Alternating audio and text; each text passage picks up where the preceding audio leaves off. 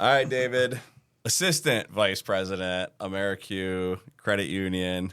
Yes, Let's sir. talk about how'd you get into banking? I joke that no one ever wanted to be an insurance agent. We just ended up here somehow. Yeah. So I don't know if anyone said I want to be a banker when I grow up.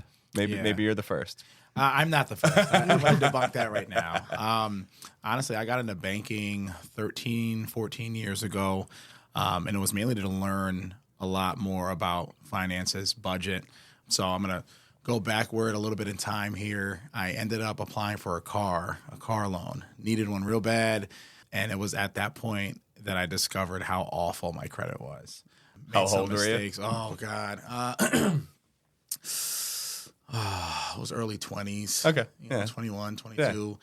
Yeah, I applied for a car loan, and the gentleman that was helping me out, looked at my credit report, looked at me. I'm thinking, all right, we should be good to go. And he was like, absolutely not. And I'm like, why? I had no idea. And it wasn't something that was, necessarily raised on in terms of the education behind how important credit is and how important budgeting is and just managing your finances. So that was my why getting into it. I started it as a teller, and ever since I started asking questions and just trying to figure out how to better my own situation and be able to supply that advice to those that, are the borderline where I was when I felt like credit cards weren't necessary to pay or not getting gap insurance on an auto loan or something like that. So I learned from my mistakes, but that was the why behind it. So you worked your way up through the bank. Absolutely. And that's one industry that's common. And I feel like a lot of people start out as a teller, and then they want to explore different areas. Like we had Frank in here, and it was the same situation with him. All right, so let's talk about AmeriCU. They rank among the top in the state and even the country for mortgage. What's behind the success? What makes you guys different? It's a team. I would say this is the work that we've put into it. It's beside leadership. It's everyone. It's front office. It's back office. It's leadership. It's our salespeople. They do such an amazing job at putting a face to the name and really taking a hold of just our footprint.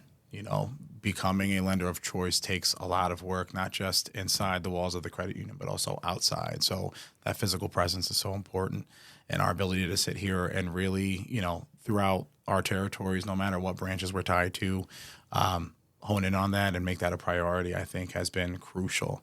And then we have the back office supporting those efforts as well to be able to sit here and fund these loans in a timely manner. And, it's when we talk about where we started, I think I came on board Star Wars Day 2022 is when I started in mortgage, and it was right before the rates began to turn a little bit for the worst.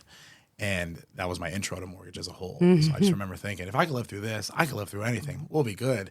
But there's been so many great examples to sit here and learn from. And I've seen it firsthand how just prioritizing that piece of business and, the teamwork, it just plays such a huge role to it. So it's been a work in progress, but it's been great to see that progression thus far.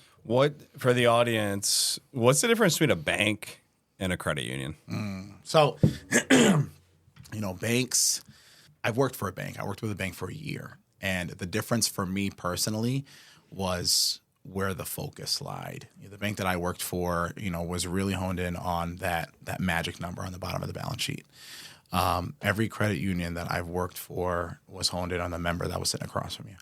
And we saw that growth organically through being able to prioritize each member, one member at a time, and just making sure they feel like the most important person in the room. And then that word of mouth hits. That's probably some of the best marketing that you could possibly get. 100%. So I would say that's the biggest difference that I noticed personally. I mean, you can get into tax implications and, shareholders and stakeholders and this and that. But, ultimately, I would say it's where the focus lies. And because that is so broad with the credit unions, like that's part of the culture, is being able to just ensure that every member feels like the most important person in the room.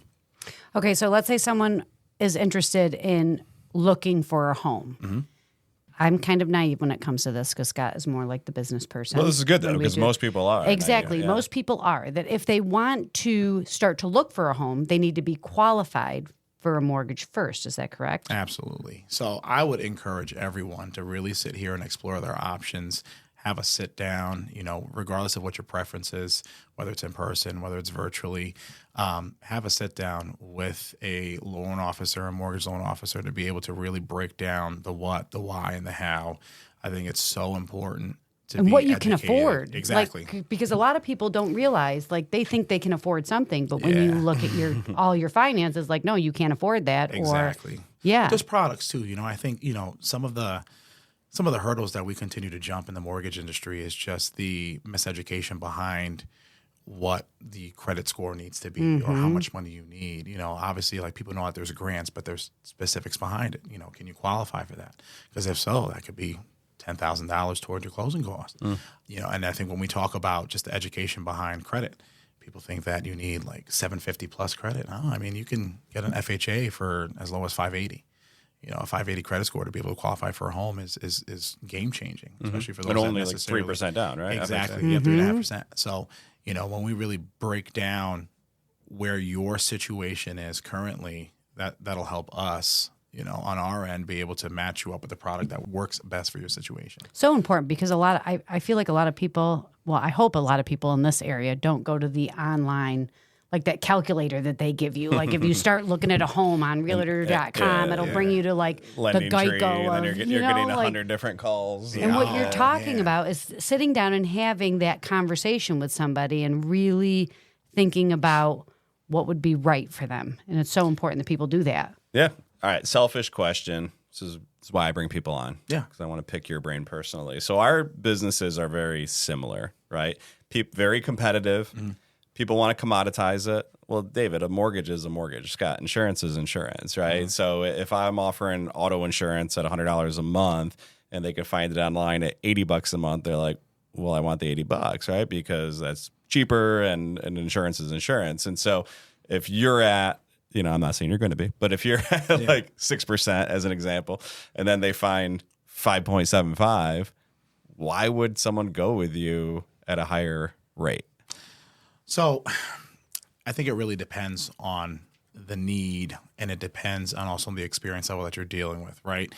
If for your situation personally or your example that you just put out there, if someone, sees us at 6%, sees somebody else at 5.75 with a national lender, that process dealing with somebody down in Texas that doesn't understand the legalities and the nuances and just really the importance of having local connections with your attorneys, with your real estate agents, really that homegrown connection that AmeriCU has focused so hard on building, that could be the game changer that, you really feel in terms of that 0.25 differential. It certainly is, because buying a home is a fun and exciting. People are excited about it. Absolutely. And then when you're dealing with a bank or lawyers that aren't local, it totally taints that experience because they're calling you and you think your closing date is a certain date and they move it back and they need this and they need that. It's just and stressful. So the other piece to this is people get so fixated on the interest rate. Yeah. But the other major part of this is closing costs. Yep. Right. And so what you may not see is, you save 0.25, which the average home in this area might save you $8 a month on your mortgage payment. Right. But then there's an extra $2,000 in closing costs. So so how long are you going to save that $8 to offset the extra in closing costs? So it's really important to sit down with someone locally to go over everything. I always encourage, and my sales team also does the same, shop around really, if you have connections at other lenders, get familiar, see what's out there. And we'll do the same. If it's not something that we can personally do, we know someone somewhere else that could potentially help the borrower, but that doesn't mean that we're not going to turn over every stone and dot all I and cross every T and just make sure that we've exhausted all of our options before we do so. A big part of that too is also understanding what comes into play, because one thing that we see, if you've got someone who is saying, I've got a 5.5, and we see rates right now across the nations are at 6%. Did you pay points? Oh, what's points? Oh, what's points? I would have no idea what that means. So, excuse me, one thing that we've done, I think very well is spread the education behind it and understanding what points are and really sharing that information so exactly what you're signing up for. On that loan estimate, it'll show if you have to afford a few thousand to get you lower to be able to hit that dollar figure that you're striving for. but it didn't come from nowhere, you know. Right. So Yeah. that's a big piece of it. So I want you to debunk a myth. Maybe it's not. I don't know. This idea of credit clusters, right? Or pulling your credit. So this was when we were growing up. This was always the big no. Don't pull your credit. Don't let them pull your gonna credit. Drop your score, Yeah. right? So if I'm shopping for a mortgage, you're saying I'm encouraging people to shop. Does that impact their credit score, or is there a reality of if there's a cluster of inquiries from the same type of lender, they only count it as one? So they don't count it as one. But what I will say is shop around, but don't shop around too much. Okay. I always the way it's beside the fact that of how I was brought up. I think a big part of it is understanding. You don't want everyone touching your credit. It's just like this when you're buying a car, right? If you go to a dealership, they're going to send your information across the board to all of their lenders and their partners to see who can get you the better rate. But then you're getting all those notifications 30 days from now. Hey, you were approved. Hey, you were declined. Hey, this and hey, that. The biggest thing that I like to advise borrowers as a whole is just being able to remind them, it's a pull and it goes down, but it's temporary. Like that hit is temporary. It'll recover, right? Give it a few months, give it 3 months. It'll recover. So it's not something that's going to stick on there forever. The inquiry will be there for a little bit, but that's certainly not as detrimental as, going on a shopping spree and taking out mass credit cards. Right. Going 3 months without paying a Right. bill. Exactly. Like every time you go to a store, you can save like 20% by opening up a credit card. Like, no, I'm not going to do that. That's crazy. Right. All right. So for our young But people. you have. Not in a long time. I have not done that in a long time. Let's not focus on me I here. just wanted that on the record. Stop it.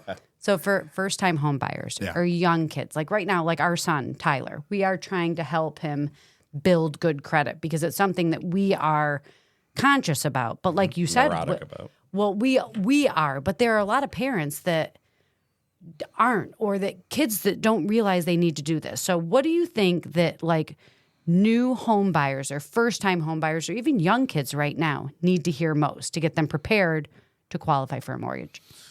I think the biggest piece of advice when I hear that question, I always reflect on what I wish I had, because I had no education aside from Mr. Sloman in accounting class at Albany High School that taught me debits and credits and how to read a bank statement. So shout out to Mr. Sloman. But what I wish I knew back then is really how important credit is and ways that it can be impacted early. So, for example, I have my daughter who's 11 as an authorized user on a few of my credit cards. That for me, is a little bit of peace of mind because I know I'm a responsible spender. And I know that that's positively impacting her credit so early. So by the time she gets to that age of needing to be able to lend, car loan, credit card of her own, whatever, she'll already have the history backing her. I think a big part of it is understanding how credit is broken down and, what goes into it, the variety that you need to be able to show something positive to the credit bureaus, paying on time, no derogatories. There's multiple facets in terms of understanding how a credit score is broken down. But I think for the young ones, they got to understand, working with their parents and with their parents' financial institutions of choice, maybe that is a great avenue just to get you some exposure early. Obviously, that gets you the number, but anyone can be able to read that credit score and understand, they're just an authorized user. Like they don't have the experience just yet. Right. But that's when you turn 18 and you're able to easily qualify for a credit card of your own because you're already showing experience on your own credit report. That's a big one. Secondly, you can find so much on Google and AI and everything else, but I will always say that nothing replaces, your hometown experts. Nothing replaces your financial institutions, your banks, your credit unions. If you look at any survey, I read one recently that showed Google was the first place that, what was it? Gen X, or it was one of them. But Google was the first place that they went and took a peek at for financial advice, and the last place that they went and searched for advice was their bank or credit union. Wow. So it's eye-opening in terms of understanding where the need is, and social media plays a role in it, and everything's so accessible now these days on their fingertips. So I will always say, there's an emphasis placed on education within the financial institutions, and It's a big part of why credit unions are here, is to be able to share that. But sometimes it just takes that extra push to be able to get somebody in the door. The other thing too that doesn't get talked about enough with, we think credit, we think buying a house, buying a car, getting a credit card. Insurance companies look at credit, right, to determine your rate, because if you are someone who's consistently paying your bills on time, you typically have good behaviors in other areas, including driving. Employers, right, look at your credit. Not all jobs, but there's some higher level jobs, and I'm guessing your job, absolutely, to be in the banking industry. My job, my company had to run a credit report on me because they want to make sure they have fiscally responsible people in the seat. So these decisions that you think aren't a big deal when you're young can become a big deal, 3-4 years later when that stuff is still haunting you. And you think about it right now as to how credit impacts your day to day. It's beyond just the jobs. Like, we have apartments, we have cell phones, we have cable, Spectrum's running and stuff. Maybe soft pull, but it's still exactly, utilities. Everyone's running it. So, all the more emphasis to be able to focus on it early on. All right, AmeriCU's in 24 counties. Yep. Okay. You got a new branch coming. Is that your territory in North Utica? So I oversee all the mortgage loan originators across all our of 24 them. counties. Okay. So you're a big deal. You're flexing on me. No, not at all. But yeah, we've got Fulton coming up, relocated our North Utica location. Yeah. So real exciting things happening for the credit union right now. But to your point that you made earlier, you're hyper-focused on the local area. And it makes a difference how you do business, because now instead of making a sale, you're more interested in educating, because it's more about retention. You don't just want us as clients, you want our kids, right? And the way you do that is you treat us well, right? And instead of the turn and burn national companies. Let's talk about how you get involved with the why behind you started, right? With the schools and the community. Like, what are you guys doing, or what are you doing personally with like financial literacy workshops?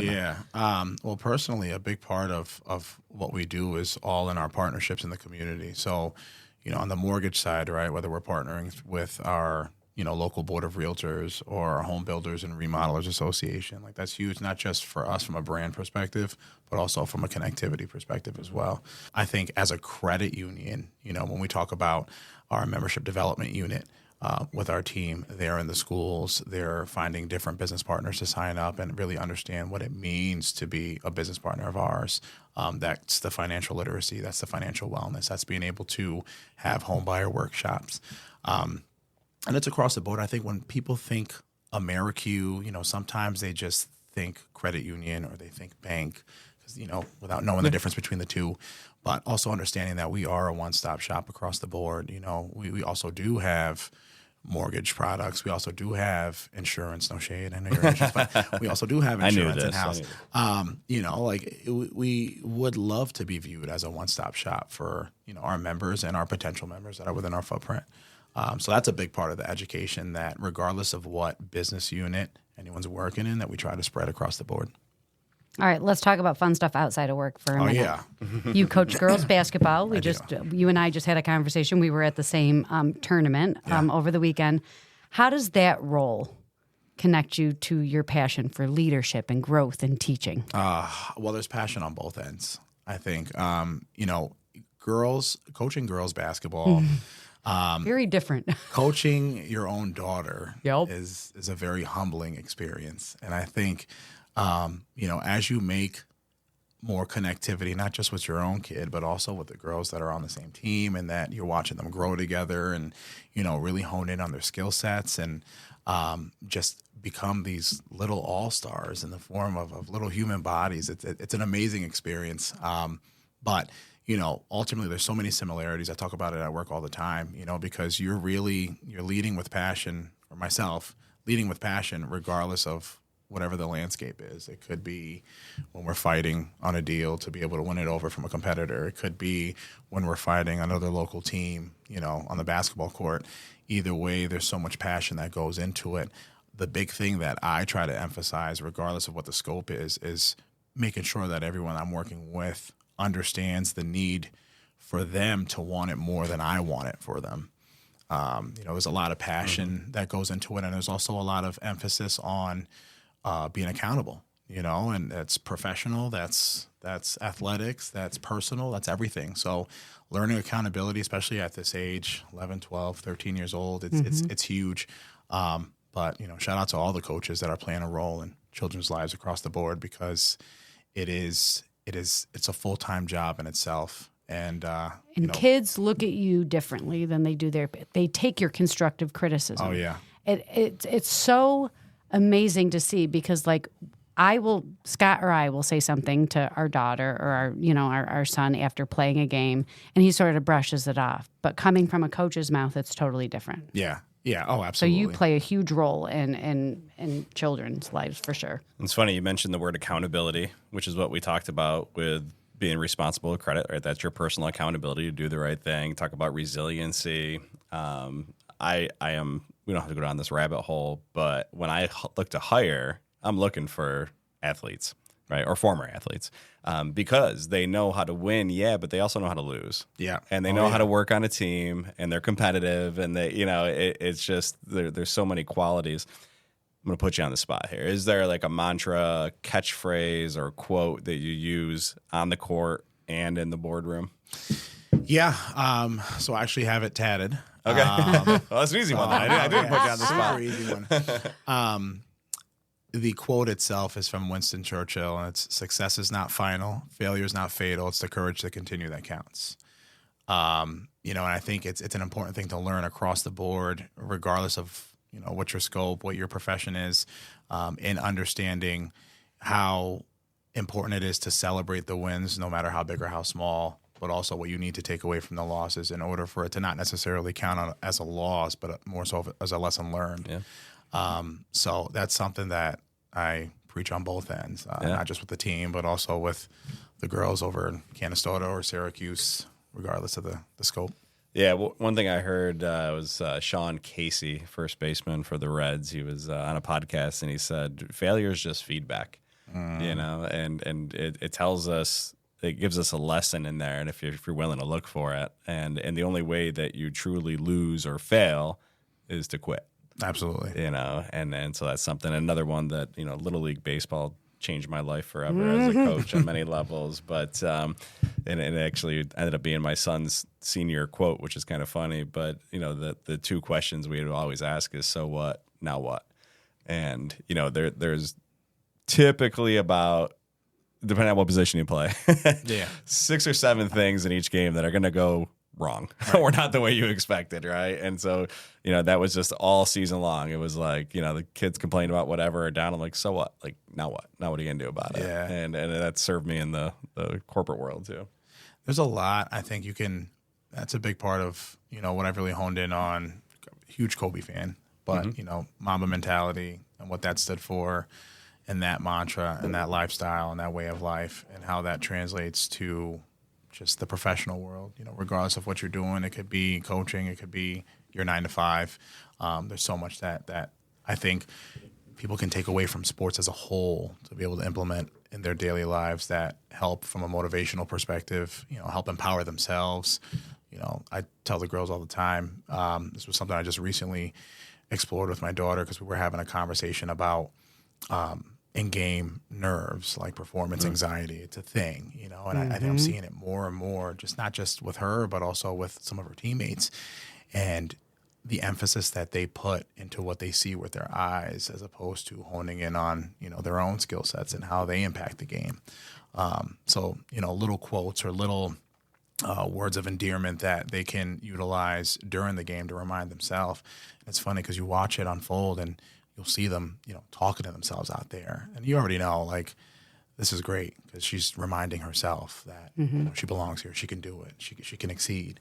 But being able to recognize that from a self perspective to overcome your fears. And, it ties into accountability, but also ties into what they're learning at such a young age. It's just awesome to be a part of.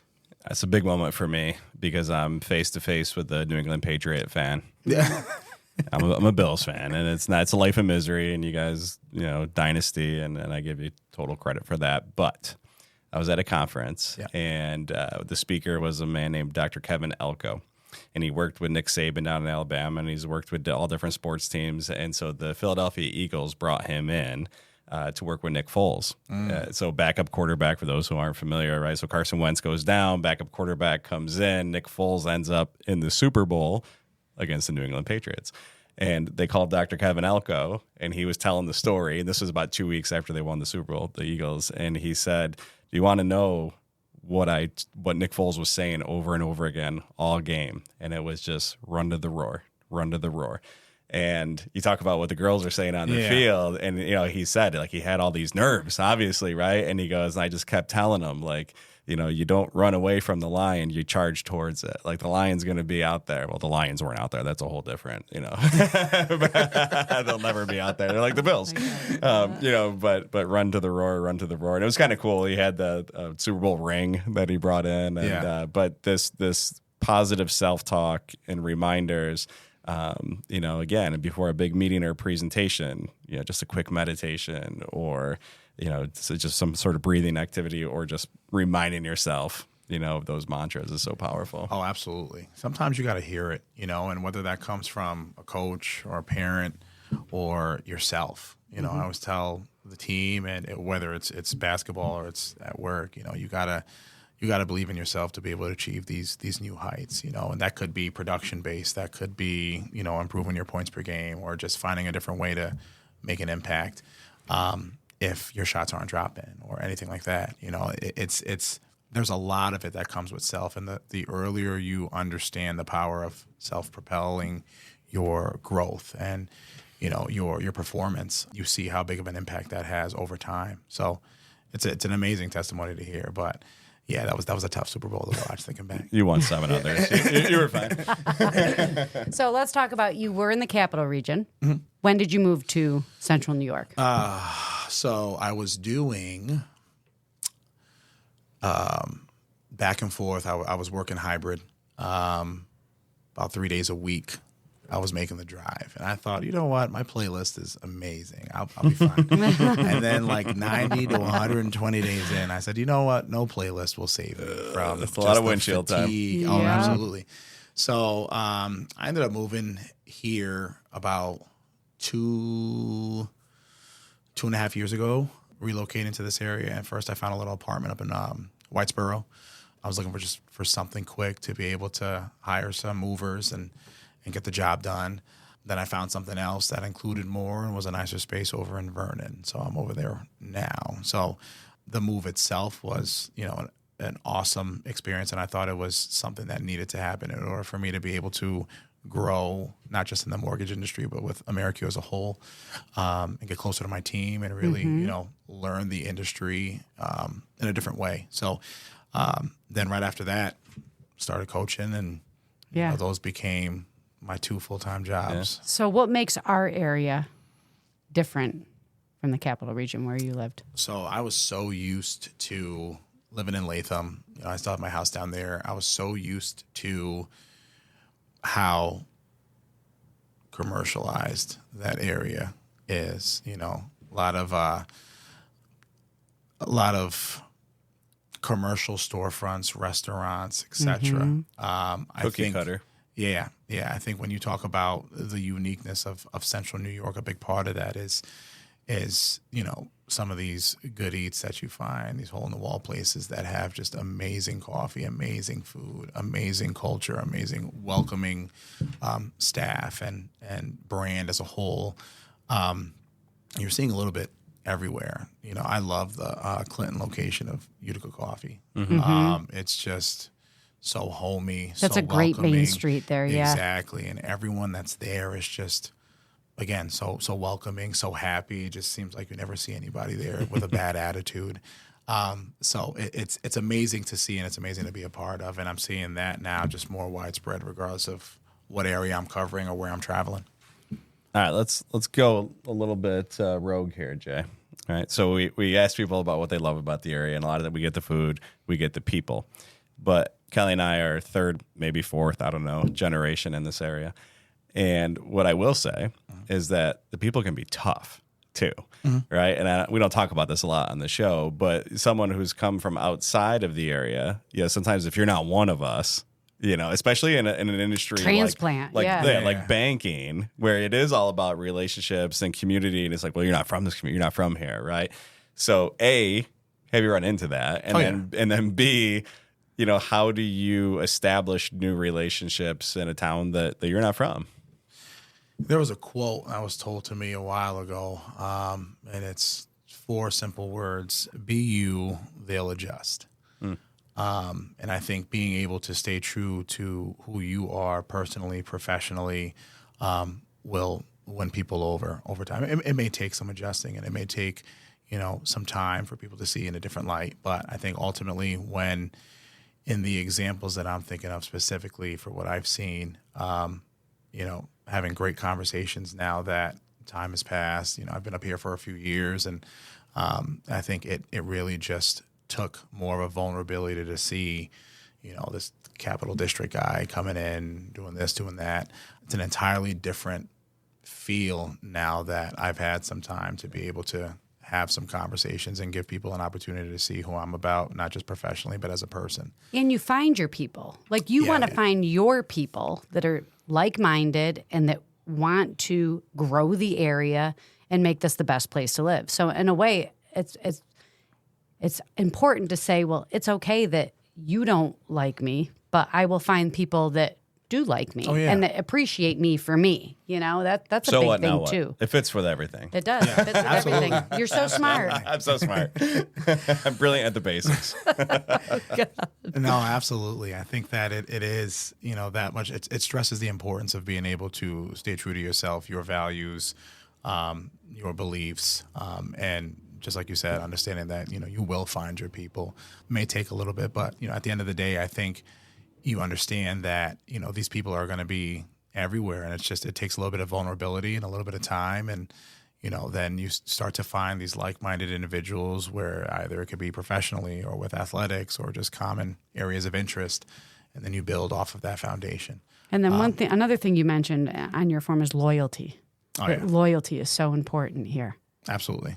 Yeah. Absolutely. You see it. I love that. You see it, I think, across the board. Like I've talked to members. I have a few staff members that have been with the organization for 30 years. And when you see that longevity and you ask why, these are people that not only believed in themselves as professionals, but believed in the brand to back it. Yeah. So when I'm talking to a 30-year vet and I'm just coming in, year one, shaking hands and sweating a little bit, you understand what that took in order to get someone like them to be able to work with me and understand who I was as a professional. But yeah, the loyalty here it's an amazing thing to witness. You see it with sports teams, AAU teams. You see it professionally. You see it personally.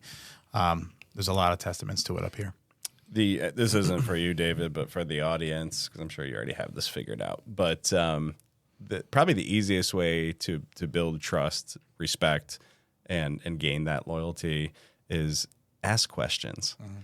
So immediately when you talk about that 30-year vet, you're coming in as the new guy, right? That conversation in my mind is just you asking as many questions as possible, right? Because the more questions you ask, the more it shows that you care about them and their thoughts and their opinions. And then all of a sudden they like you because you've showed an interest in them by asking questions, rather than telling. Or just making demands or changes, right? It's ask for insight. So, absolutely. I think a big part of it too is transparency. I don't think anyone in coming into a new area or a new job or a new team, new scope, whatever that may be, nothing gets accomplished by putting on a facade. All things get found out eventually. And I think at the end of the day, when someone's able to not just be true to themselves, but also true to the intentions, your audience will respect that a lot more, not just up front, but also in the long run. So for people that want to become a member of AmeriCU, of the credit union, how do they go about that? Oh, well, we'll find a way. We'll find a way. You can obviously look at, whether they live or work or, have family members in any of the 24 counties that we're in. But ultimately, at the end of the day, our goal is to, and our mission as a credit union is to assist as many people as possible financially, be able to set them up with sound advice and information that's going to help them and their family members succeed down the line. So we don't reject often. Okay. You may not know the answer to this, but I'll ask it anyway. Are you the biggest credit union or is First Source? Like, it's got to be one of you, right? I believe we're bigger. Member-wise. So it's probably the biggest in the central New York region then, right? One of the, I think Empower, I think, is up there as well. But they're more out in the Syracuse area. Right. We're based out of them. Yeah.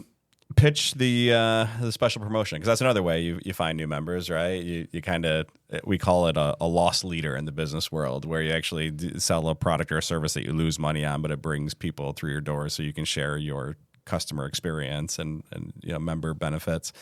Yeah. So let's talk about home prices in our area, and what do you foresee happening with that? We are is it still a seller's market? It is. I would say it is still a seller's market, just because the rates are still, a little bit higher than we'd like them to be. I think I always encourage people not to put all their eggs in one basket.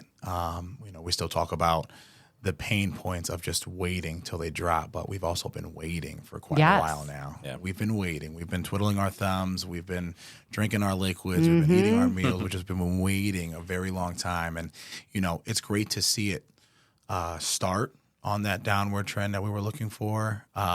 However, it tests us. It spiked right back up. Right. That was last week. So, I think ultimately the biggest thing that I would encourage, not so much emphasis, obviously affordability is a big piece, right? We don't want anyone to go house broke, but that's also why we qualify. You want to make sure that you know what exactly you're approved for and what you can afford in your budget.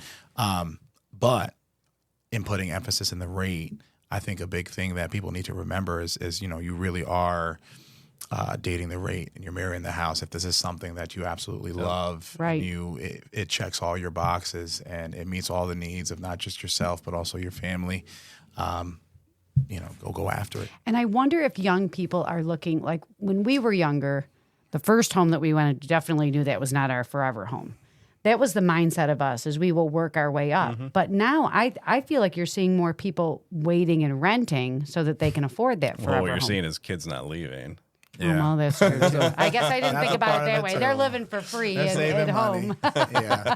I guess I didn't think about it that way. But no, I think David's point is spot on, and we'll wrap up here. But the a home is a shelter. Yep. Right. And now listen, if you're an investor, maybe the points and all that matter, but a home is a shelter, and those that wait, you're going to wait forever, because there is no perfect environment to buy into. And if a home that you want hits $200,000, you're like, oh my gosh, that market used to be 175. I'm going to wait for it to go back down. And then 2 years later, it's 250. And it's like, you just cost yourself $50,000, right. So buy the home. I love that, marry the home, date the rate. Is that what you said? Yep. Yep. Date the rate. That's marry not the tatted home. on you, is it? No, okay. That one's not. That one's not. No, it's a huge point. You lose out, and I've heard so many testimonials of people that thought they were doing the right thing by just waiting, and they've been waiting for a while now. And when you lose sight of that, and losing sight of that home that had all the bedrooms and the bathrooms and the island in the kitchen that you wanted and the garage and the attachment, but ultimately, I think a big thing that we look to celebrate here is the fact that there is opportunity. There's opportunity not just on the purchase side, but there's also opportunity to build if you can't find or your dream improve home. The home that you're in. The house that we are in right now, I don't think that there is anything original in that house. We've redone stuff. And when we moved in that house, Scott made a deal with me. I said, I don't want to live in this house. I did not want to live there. And he said, we'll be out in a year. Here we are, like 17 years later. We are still, and I love it. It's the only deal I ever broke with it. And we got to a point where we were in conversations about moving.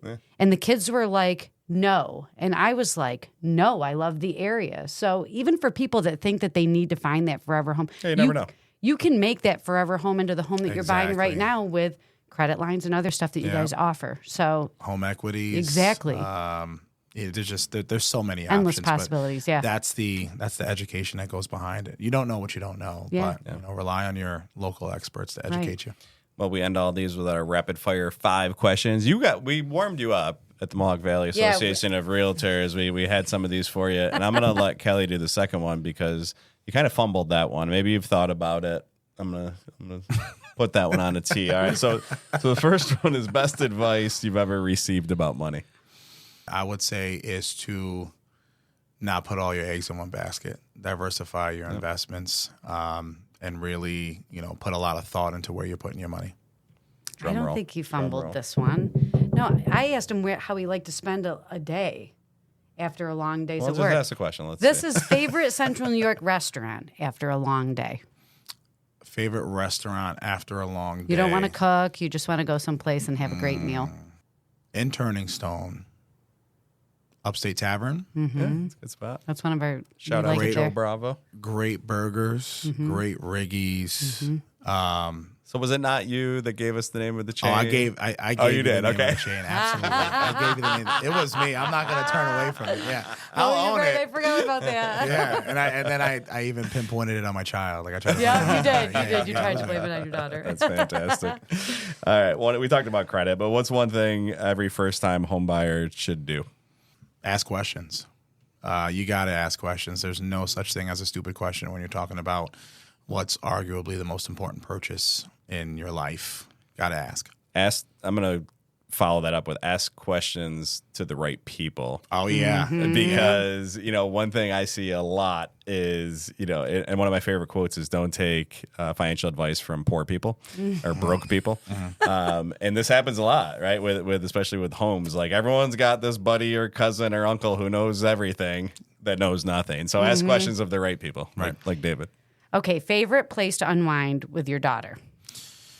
Basketball court. Do you have one? Yeah. We get our individual workouts in over at Pastimes Athletic Club in Syracuse. Okay.